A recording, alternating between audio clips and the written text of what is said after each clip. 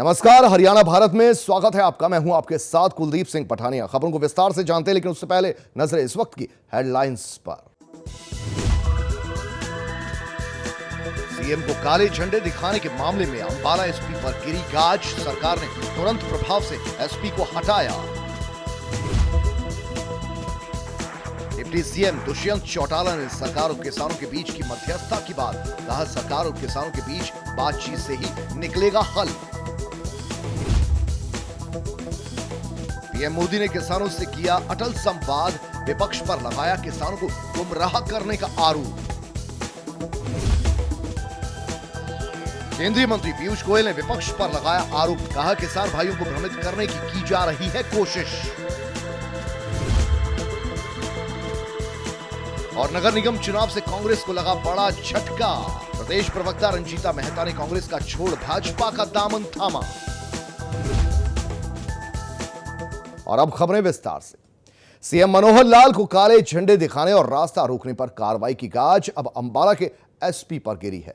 सरकार ने तुरंत प्रभाव से एसपी को हटा दिया है। एचपीएस राजेश कालिया अब एसपी सीआईडी की जिम्मेदारी संभालेंगे। दरअसल मंगलवार को अंबाला में कृषि कानूनों से गुस्साए किसानों ने मुख्यमंत्री के काफिले को घेरकर हमला कर दिया था और इस हमले में पुलिस ने 13 किसानों के खिलाफ हत्या की कोशिश और दंगे से जुड़े आरोप में मामले दर्ज किए हैं। कृषि कानूनों के खिलाफ चल रहे किसानों के प्रदर्शन के बीच अब प्रदेश के उप मुख्यमंत्री दुष्यंत चौटाला ने किसानों और सरकार के बीच मध्यस्थता करने की बात कही। चौटाला ने कहा कि किसान संगठनों और केंद्र सरकार के बीच बातचीत होना जरूरी है, क्योंकि बिना बातचीत कोई निष्कर्ष नहीं निकलता। इसके साथ ही वो बोले कि जो 40 किसान संगठनों के नेता इस आंदोलन का नेतृत्व कर रहे हैं, उन्हें किसानों की बेहतरी को लेकर बातचीत के लिए आगे आना चाहिए।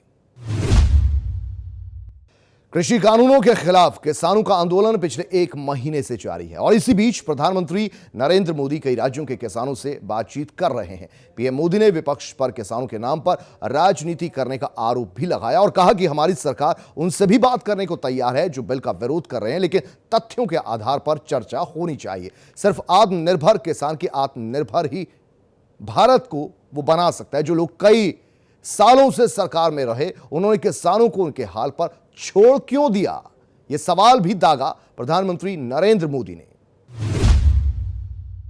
नगर निगम चुनाव से ठीक पहले प्रदेश में कांग्रेस को बड़ा झटका लगा। दरअसल पार्टी के प्रदेश प्रवक्ता रंजीता मेहता ने कांग्रेस का हाथ छोड़ भाजपा का दामन थाम लिया। रंजीता मेहता मुख्यमंत्री मनोहर लाल खट्टर की मौजूदगी में बीजेपी में शामिल हो गई। उनके बीजेपी में शामिल होने पर कयास लगाए जा रहे हैं कि वो पंचकुला नगर निगम चुनाव में मेयर पद की टिकट नहीं मिलने से नाराज थी, इसलिए उन्होंने कांग्रेस को छोड़कर बीजेपी ज्वाइन कर ली। प्रधानमंत्री श्री नरेंद्र मोदी जी के नेतृत्व में हमारा जो काम चल रहा है उसमें विश्वास रखते हुए, क्योंकि बड़ा नाम है रंजीता मेहता जी का, ये तो एक मीडिया फेस भी है और पूरा स्पोक्स पर्सन का काम करते रहे। इनको सब भला बुरा क्या है इसको समझ करके स्टेप लिया है, जो कदम उठाया है, इसका स्वागत करते हैं। प्रदेश सरकार ने कर्मचारियों को नए साल का तोहफा दिया है। दरअसल सरकार ने तीसरी श्रेणी के कर्मचारियों के लिए कॉमन कैडर बनाने का निर्णय लिया है। इस कॉमन कैडर के तहत सरकारी कर्मचारियों की बदली आसानी से एक विभाग से दूसरे विभाग में की जा सकेगी। इसके साथ ही कर्मचारियों के लिए प्रमोशन के मौके भी बढ़ जाएंगे। कृषि कानूनों के खिलाफ किसानों के आंदोलन को आज 1 महीना हो गया। इस कानून को लेकर केंद्रीय मंत्रियों के अलग अलग बयान भी सामने आ रहे हैं। इसी बीच केंद्रीय मंत्री पीयूष गोयल ने कहा कि देश में किसान भाइयों को भ्रमित करने की कोशिशें लगातार जारी हैं। विपक्ष पर निशाना साधते हुए गोयल बोले, जो सेंट्रल हॉल में नारे लगा रहे थे, उनकी खुद की दिल्ली सरकार ने 23 नवंबर को नए कृषि कानून को स्वीकार करते हुए उसे नोटिफाई भी कर दिया था।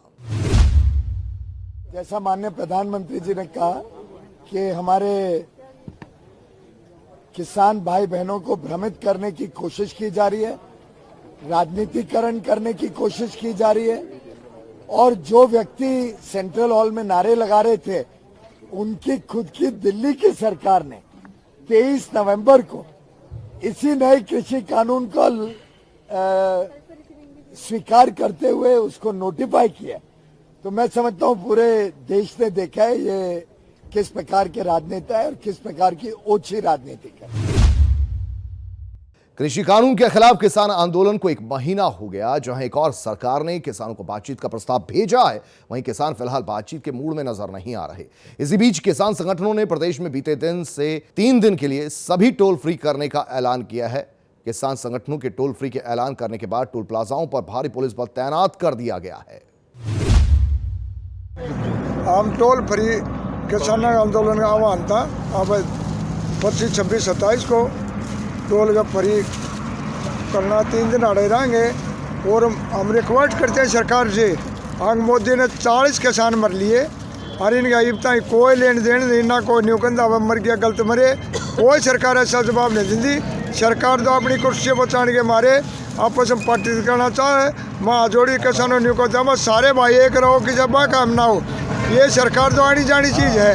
आज वो सत्र का दूसरा पर तीसरा है, तो सारे भाई होता है हम तो रिकॉर्ड करा भाई, ये बड़ो अपन बढ़ाना चाहें और किसान एकता जिंदाबाद से और सारे भाई एक रहो।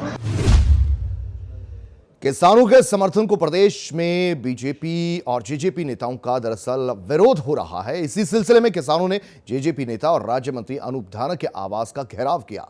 मौके पर पहुंची भारी पुलिस ने लोगों को बैरिकेडिंग लगाकर रोकने की कोशिश की, लेकिन प्रदर्शनकारियों की संख्या बेहद ज्यादा होने की वजह से पुलिस यहां कुछ नहीं कर पाई। हालांकि घेराव के अंदेशे के लगते ही राज्य मंत्री अनूप धानक सुबह से ही अपने घर से निकल चुके थे। कृषि कानूनों के खिलाफ चल रहे आंदोलन में किसान परिवारों की महिलाओं को भी ज्यादा सक्रिय बनाने का बीड़ा अब सर्वखाप महिला महापंचायत ने उठाया है। इसके तहत किसान परिवारों की महिलाओं को जागरूक कर आंदोलन में ज्यादा सक्रिय होने के लिए तैयार किया जा रहा है। साथ ही गांव में ये महिलाएं किसान आंदोलन के लिए जनमत भी तैयार कर रही हैं। ग्रामीण युवतियों को भी आंदोलन में बढ़ चढ़कर भाग लेने के लिए प्रेरित किया जा रहा है। और चलिए इसी के साथ हरियाणा भारत में फिलहाल के लिए इतना ही। दीजिए इजाजत, नमस्कार।